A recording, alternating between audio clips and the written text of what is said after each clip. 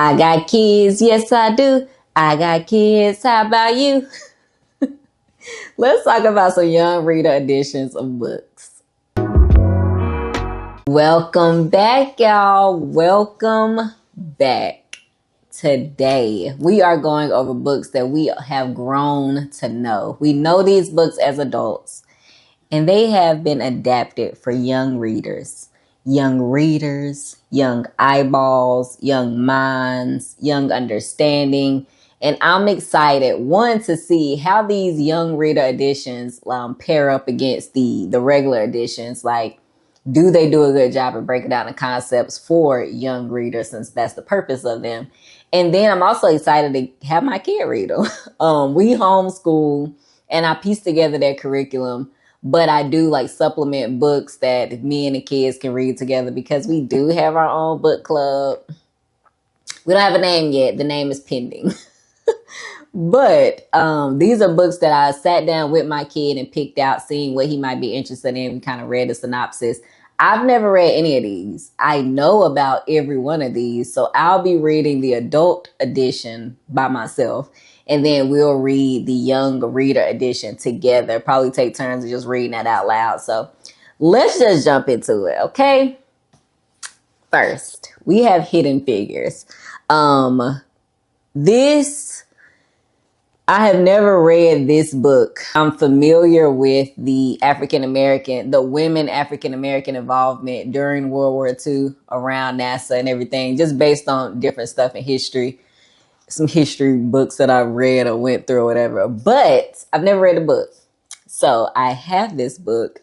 Gonna read the young reader edition with my kid. I'm excited to see, again, what he would get out of it. I really want to compare and contrast. I'm not even gonna lie. I want to see what they take out of the adult book and what's in here, how some of the stuff translates, and how my kid receives it. So I'm excited to see. That's book one.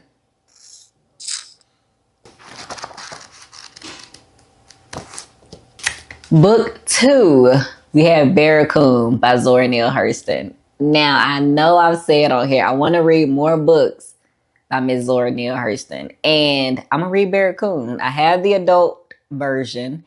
I didn't even know they had a young readers edition. So when I saw this and I was kind of talking to my son about it, I was like, period.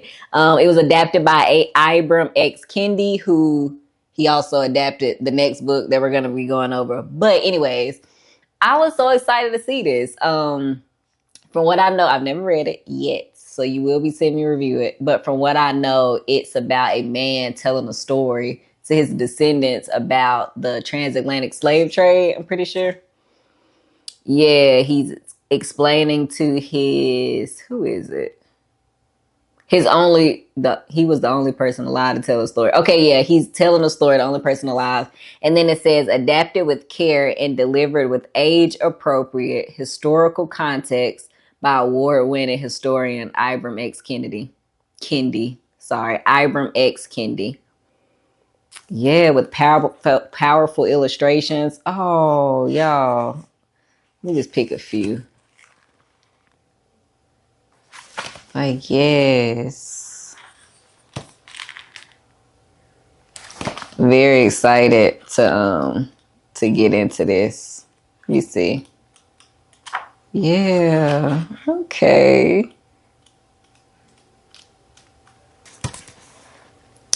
And to be honest, my kid is 11, but when I'm flipping through this is probably a little young for him too, but we're still gonna read it out loud just because it's supplemental in our curriculum.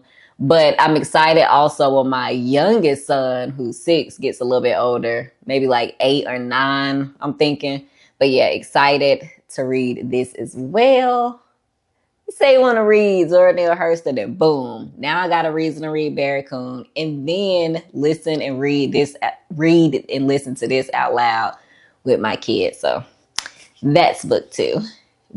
Book 3 is by Ibram X. Kendi, who we just saw adapted Barracoon, and that's Malcolm Lives.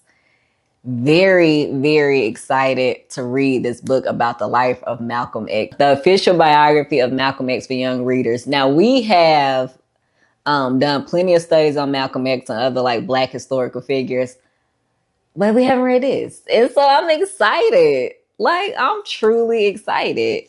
History is boring when it's dead and interesting when alive. Like, this looks more, yeah. So while this one, like I said, it might be a tad bit young still, it don't matter. We're going to read it. This one looks more on par with like what my kid would read. So excited to see and read and hear what my son has to say. It's also it has some illustrations in it, or photographs, not illustrations. But like, this is so exciting. Actual letters he wrote, a note from Malcolm to Betty about his tour through southern cities. Yeah, I'm very excited how they talk about African unity, police brutality. I want to see how it's broken down. Human rights for kids. Yeah, like, very excited. And this is the author, Dr. Ibram X. Kendi. So yeah, in search for truth, in the fight for justice, in the pursuit of liberation, Malcolm lives. Very excited to read this. Like, I'm super excited to read this. So that's book 3. Oh, I guess I should say too, what I'm going to pair with this is I've already read the autobiography of Malcolm X plenty of times, but I think I'm going to find a different biography of Malcolm X. Or I might reread it. I'm going to just see how I'm feeling. I might reread what I've already read, but all of these books I'm going to pair like and match it up against the adult one. So I'll see if I'm going to reread the autobiography or if I'm going to just find a new biography of Malcolm X I haven't read before. So that's that. Okay, next we have Just Mercy, a true story of the fight for justice by Bryan Stevenson. Yeah, this book like dives into mass incarceration, targeted incarceration, discrimination, the justice system. But yeah, it talks about the Equal Justice Initiative. I'm excited to see how they break this down for kids too. So very excited. I'm going to read Just Mercy, the adult version, and just listen to this. The closer we get to mass incarceration and extreme levels of punishment, the more I believe it's necessary to recognize that we all need mercy. We all need justice, and perhaps we all need some measure of unmerited grace.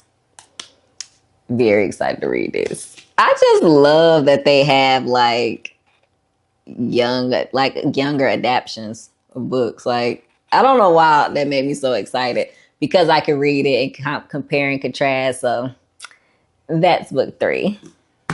One more, y'all. Oh, wait, that's book 4. That's book 4. I'm lying. And the 5th book, number 5, is Caste by Isabel Wilkerson. I haven't read this. I haven't. But I'm going to. I'm going to read the adult version, and we're going to read this one out loud as well. Very excited. I don't know why I feel so like, I was so excited to see that they had like young reader editions of books that are already on my TBR, like low key. Young people will be fascinated by this adaptation of the New York Times best-selling nonfiction work, which exposes an insidious phenomenon in the United States, a hidden caste system. Caste is not only about race or class, it is about power, which groups have it and which do not.